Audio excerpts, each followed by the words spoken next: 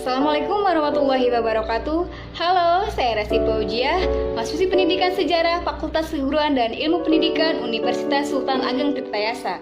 Di video kali ini, saya akan menjelaskan materi sejarah keminatan kelas 11, kompetensi dasar 3.4 dengan materi revolusi besar dunia dan pengaruhnya bagi kehidupan manusia. Si revolusi itu?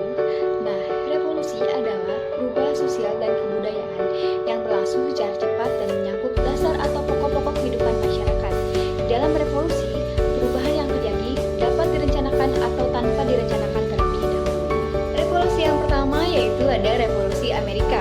Nah, Revolusi Amerika merupakan pemberontakan kolonial yang terjadi mulai dari tahun 1765 hingga 1783, di mana pada saat itu 13 koloni di Amerika memerdekakan dirinya dari Inggris Raya dan membentuk negara Amerika Serikat setelah berhasil mengalahkan Inggris Raya dalam Perang Revolusi Amerika tahun 1775 sampai 1783. Revolusi Amerika menjadi salah satu titik penting dalam perkembangan demokrasi, republikanisme, dan liberalisme.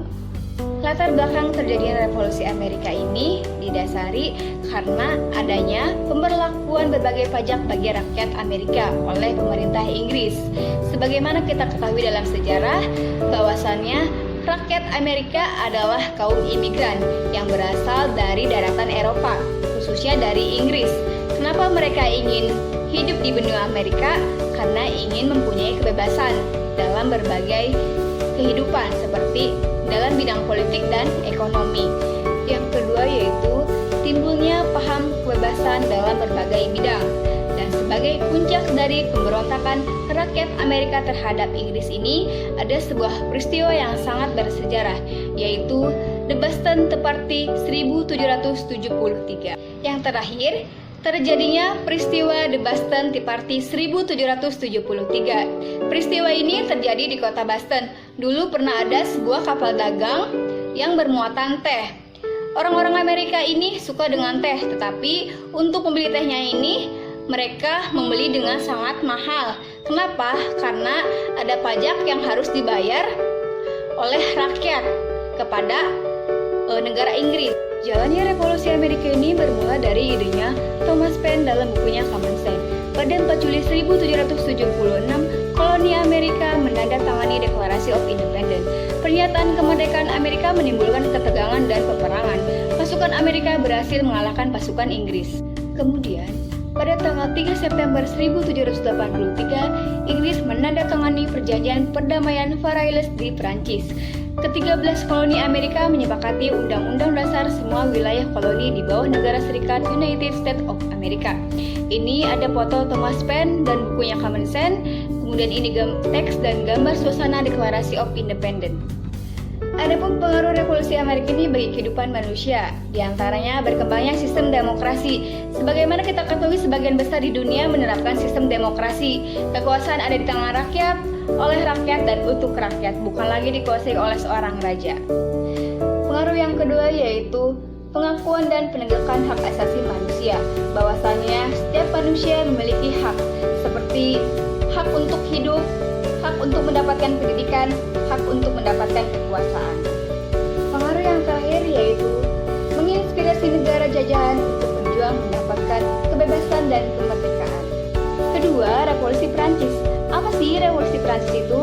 Revolusi Prancis merupakan serangkaian peristiwa sosial dan politik radikal yang terjadi mulai sejak tahun 1789. Revolusi ini berhasil menggulingkan monarki Prancis di bawah Raja Louis ke-16. Kemudian mendirikan Republik Prancis yang menganut nilai liberty atau kebebasan, equality kesetaraan, dan fraternity persaudaraan.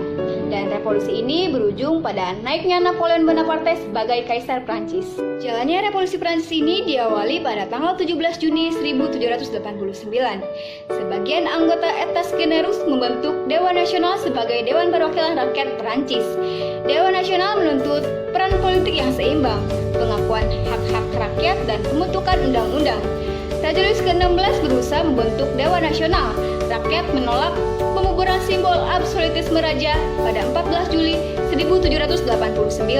Latar belakang terjadinya revolusi Perancis diawali karena munculnya filsuf pembawa pembaruan. Sebagaimana kita ketahui, pada era Renaissance banyak muncul pemikiran-pemikiran atau filsuf-filsuf Perancis yang mengedepankan pemikiran yang bebas atau rasional, pemikiran tentang kemanusiaan, pemikiran tentang agama dan dunia. Kedua, absolutisme monarki, bahwa sebagaimana negara-negara Eropa yang lainnya termasuk di dunia, Perancis sebelum masa revolusi adalah sebuah kekaisaran atau sebuah kerajaan, di mana raja mereka yang terakhir yaitu Raja Louis ke-16. Dia memiliki kekuasaan yang absolut. Negara adalah saya, hukum ada di tangan saya. Yang ketiga, feodalisme.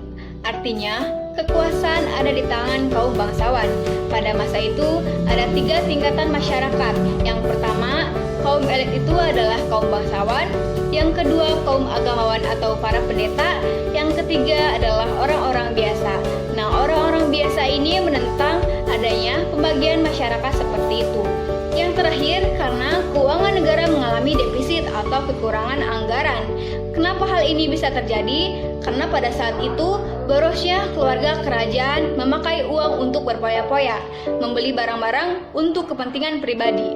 Adapun pengaruh revolusi Perancis ini bagi kehidupan manusia, di antaranya berkembangnya sistem demokrasi. Sama halnya dengan revolusi Amerika, revolusi Perancis ini memiliki pengaruh berkembangnya sistem demokrasi. Di Amerika, tidak ada lagi raja yang berkuasa. Begitu pula di Perancis. Prancis adalah negara pertama di Eropa yang tidak lagi menerapkan kekuasaan monarki, tetapi Prancis ini menganut republik dengan sistem demokrasinya. Kemudian, berkembangnya liberalisme atau paham kebebasan, nasionalisme paham kebangsaan, dan kapitalisme.